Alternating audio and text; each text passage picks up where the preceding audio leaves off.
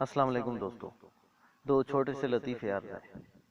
ایک کنجوس کی حکایت ہے کہ اس کے گھر کوئی مہمان وارد ہوا۔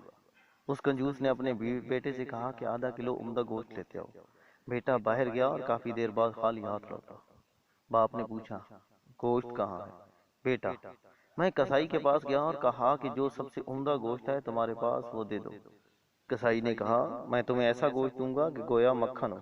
تو میں نے سوچا اگر ایسے ہی ہے تو مکھن ہی لے لوں۔ تو میں بقال کے پاس گیا اور کہا جو سب سے عمدہ مکھن ہے تمہارے پاس وہ دے دو۔ بقال نے کہا میں تمہیں ایسا مکھن دوں گا گویا کہ شہد ہے۔ تو پھر میں نے سوچا کہ ایسا ہی ہے تو شہد ہی خرید لوں۔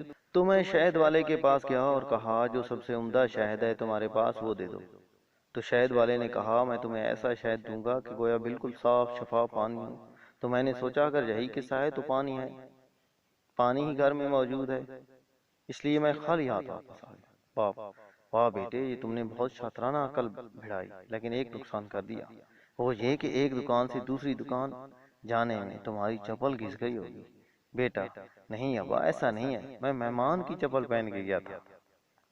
ایک اور لطیفہ ہے۔ مولوی صاحب ایک دن اپنی زوجہ سے کہنے لگے بھلیے لوکے میرا تو جب موڈ ہوتا ہے جگا لیتا ہوں، تمہارا بھی کبھی موڈ رومانٹک ہو تو بتایا کرو۔